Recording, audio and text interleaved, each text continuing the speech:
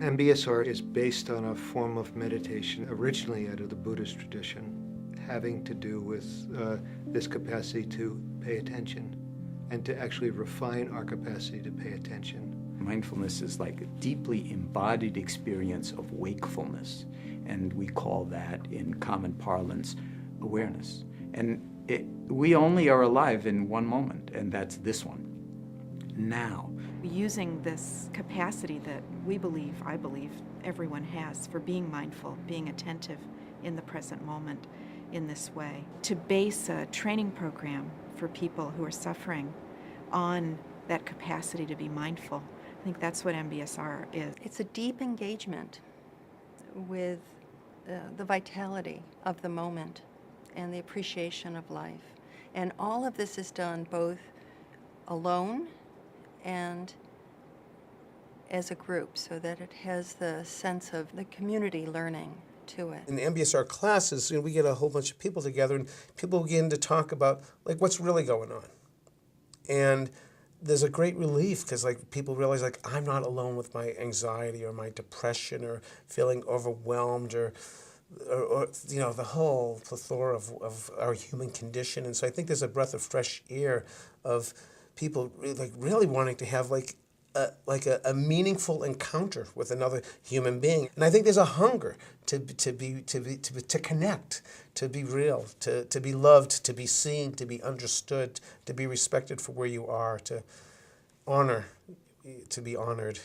It's also utilizing the latest in neuroscience discoveries about something called neuroplasticity. And neuroplasticity is essentially this idea that the brain can be shaped by our experience. So MBSR is also, because it's repetitive, because people practice when they're in class. They practice the meditation methods when they're at home. They practice them in their everyday lives, is that there's a kind of mental muscle being built, if you will, that has real life implications in terms of you might actually handle situations in your life differently.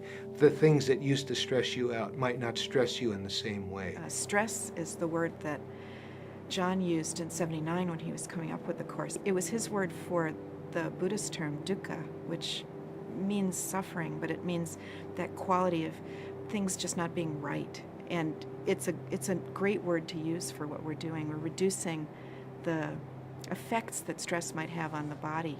But really what we're reducing is the way that people get lost in their pain and suffering and forget that there is this inherent capacity to come back to balance and ease in our lives. And the program actually accompanies people on a journey through discovering that. So to me, that's what the MBSR program is, the mindfulness-based stress reduction program, mindfulness-based suffering reduction program.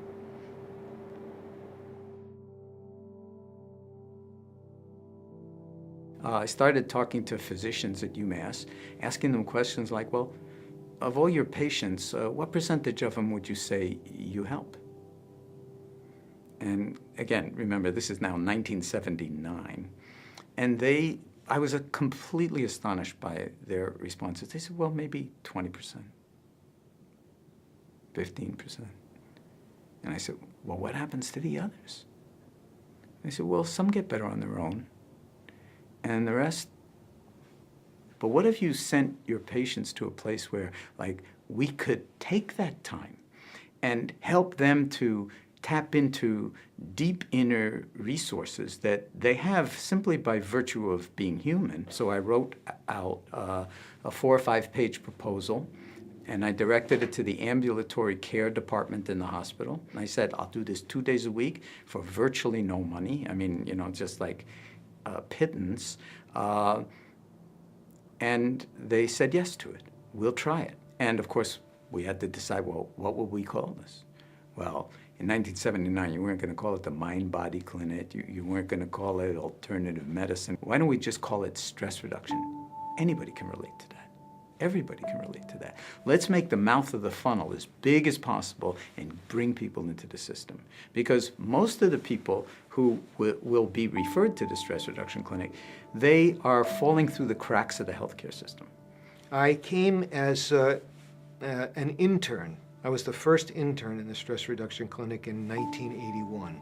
I started in 1984 when there was just John and Saki. It was very informal. John used to test the air quality in the hospital just to see if you could breathe, because we were in the basement over the animal lab. The first 10 or 12 years, we were a pretty well-kept secret. We had no windows. I'd come in the morning and I wouldn't know if it was sunny out or snowing out. The rooms were small, dark. We were in the faculty conference room. We'd go through the library. We had to look very professional because no one knew who we were, and it was wonderful. I'm lying on the floor of the faculty conference room in like the first cycle, I think, or the second cycle, and I'm halfway through the body scan, and then the door opens, and there are 30 people on the floor, and this troop of people in white coats walk in, and the guy in front, he comes up to me, and he looks down at me, and he looks around, and he says, "What's going on here?"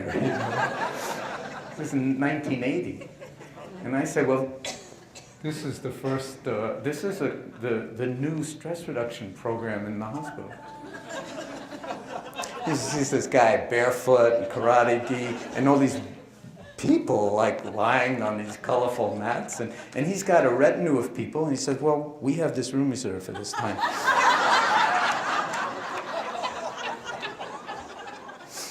And I said, "That's funny."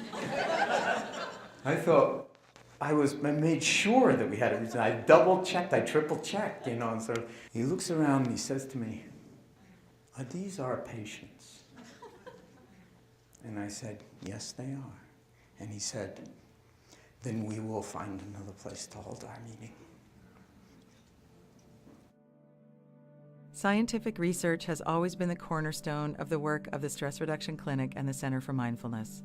It is through rigorous clinical and basic science research that MBSR and other mindfulness-based interventions have been shown to be effective and useful to people from all walks of life. We would assess people before on various measures and then assess them afterwards. The research then went to a much higher level of randomized clinical trials to try to really discern in a much more stringent way what was going on with these people, say at the level of the biology, at the level of brain function, at the level of the immune system. We wouldn't be here 30 years later if it wasn't for the science, because you wouldn't have anything to talk about. You could just say, well, people think it's a good idea and they like it. One of the first randomized trials to test the potential efficacy of mindfulness meditation was conducted in a study on psoriasis patients at UMass. While all the patients in the study were treated with the standard ultraviolet phototherapy, those in the experimental group were instructed to listen to guided mindfulness meditation tapes while undergoing treatment. The group that was randomized to stress reduction were more successful in seeing the decrease in the psoriasis than the group that was not. To tell you the truth, I didn't believe it. It was too phenomenal a result. For people who are meditating between 30 seconds and 10 minutes, 3 times a week for 4 months, they're not allowed to take tapes home and practice with them at home like in MBSR or anything like that. So it seems like, wow, this is affecting a healing process. Another one was a study that we collaborated with Dr. Richard Davidson and his colleagues at the University of Wisconsin in Madison, and that was on a worksite study where we randomized a workforce into an experimental group who took the 8-week MBSR program in a control group who did not take it. We actually did it with not the traditional MBSR clientele, but rather with a group of highly stressed employees at a high-tech corporation in Madison. The study demonstrated that MBSR, compared to a control condition, did indeed change brain function in specific ways over the course of 8 weeks. We tested them with a flu vaccine and measured their antibody responses over the course of many weeks following the course. And what we found is that the participants in the MBSR group showed a significant boost in their response to the vaccine compared to the control group. And the amount that their brain changed actually predicted how much the vaccine was effective.